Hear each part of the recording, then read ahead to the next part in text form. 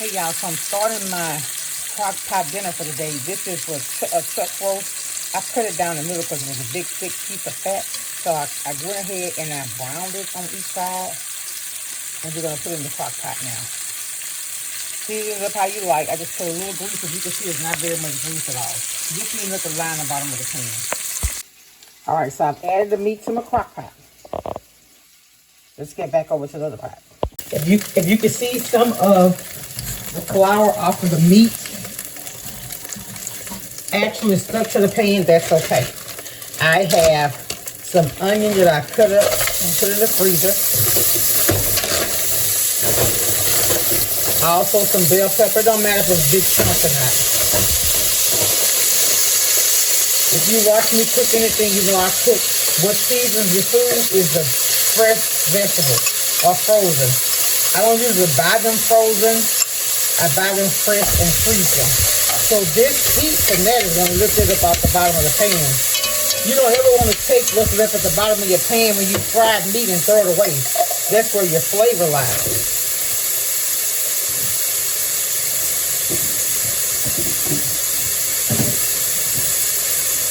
I have literally seen people fry their meat and put the meat in something and leave all of that and throw all this away. No, don't do that. That's where your flavor is.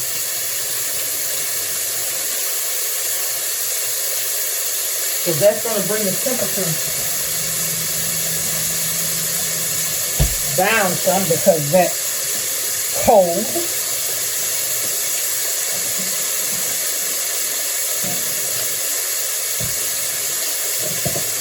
I'm going to put in here some of the chicken, the beef bouillon, the granule kind. Now this can get salty, so you don't want to do too much.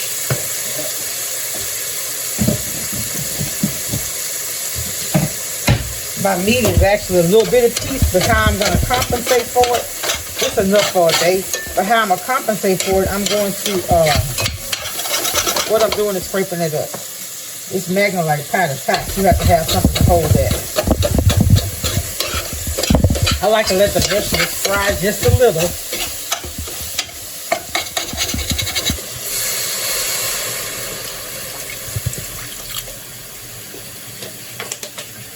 What I've learned when you're cooking in a crock pot, you don't want to add a lot of water to whatever your dish is. You just want to put, especially if you're doing beans, you just want to put the water up above your beans because that water don't evaporate. It stays inside the crock pot. What are you doing? I'm scraping that flour stuff off the side. That's flavor. So I'm going to let this boil, and then we're going to pour it over inside the pan. Now, I season my flour. This is some of the flour I seasoned to fry that meat in. And you'll see I'm going to put that on a little bit over the top. That's to thicken the gravy. And I got to hurry it around ready for work. Alright, I would usually let this come to a boil, but I don't have time today. That's going to have to be good. Alright, y'all. So there's the meat. So now we're going to pour in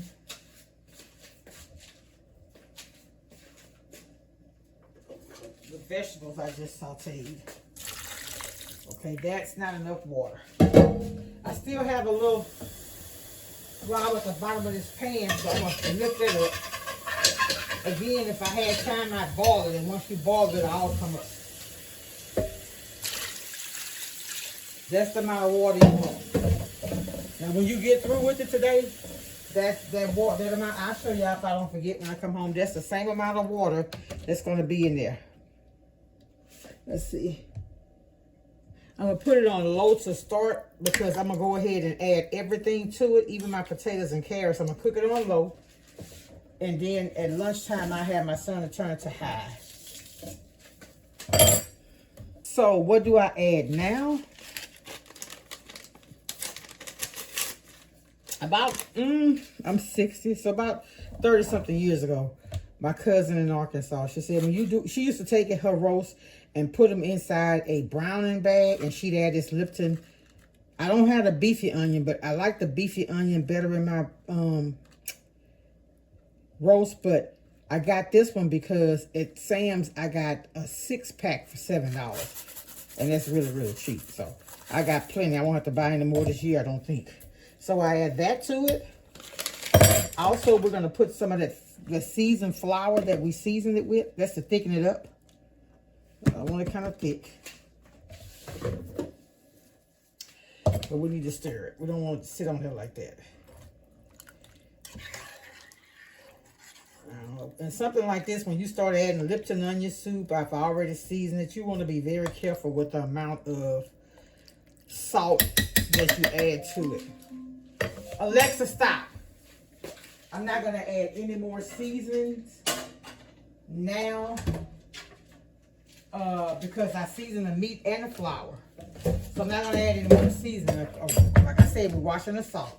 Because also I'm going to add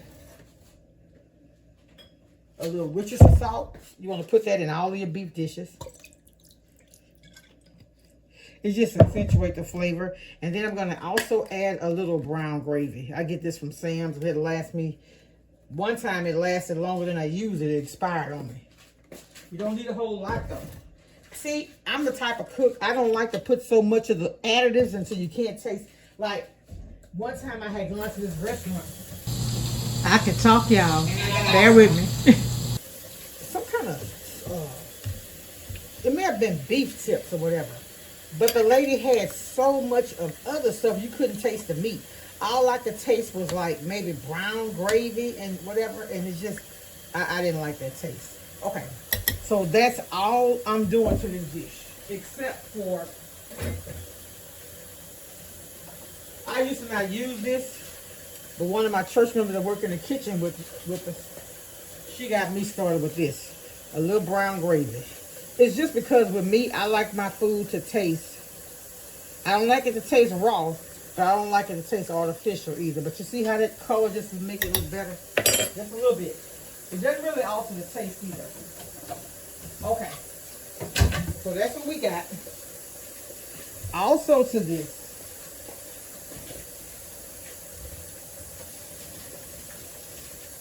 now they say red meat is not good for you. So I bought some carrots.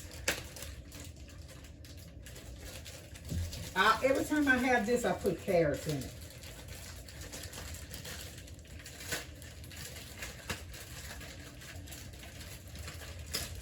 So what I did, I cooked neck bones on Sunday. I'm not really a big neck bone fan, so I ate some Sunday. I didn't want any more. So I came home yesterday, fixed me some okra with sausage and shrimp. I didn't even make a video. I wish I would have because it came out so good. But I do have a recipe here that I will share where I make them. Now, I read an article where they said that baby carrots are not good for you because they over-process them. Because they take them and shave them down and all that. But I like them, especially when I fix this. So anything I get out of a bag, I wash out. So that's what I'm doing off camera. I'm washing them off. Now I'm adding my baby carrots to this.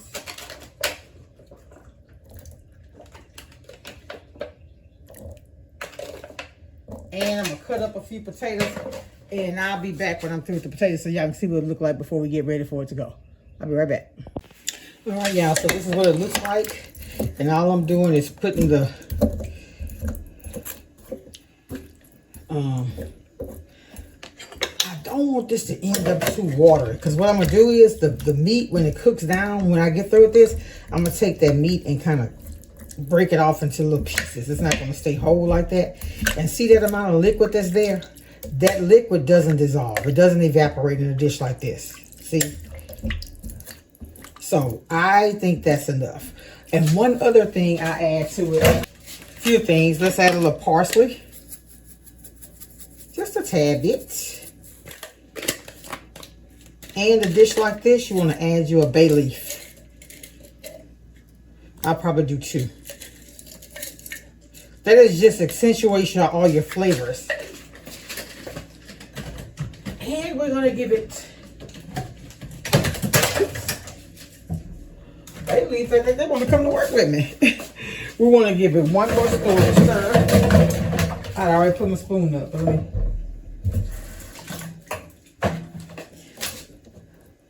want them bay leaves to go down up in there. And that is it. That is it. We're going to cook this. It's going to cook down. And the amount of water we have is what we're going to have. The amount of water you see, I'm sorry, we're going to have. So let me wipe the rim off. And this is our dinner for tonight. I had cooked rice to go with my okra. So I may need to do some greens or some type of vegetable with this. All right, I'll be back this evening. Y'all have a good day. Much love. Bye. Hey, y'all. I started my beef stew. Look like it cooked down really, really low because the water was way up. It was way up here. But I know it cooks down, but... Anyway, this is what it looks like.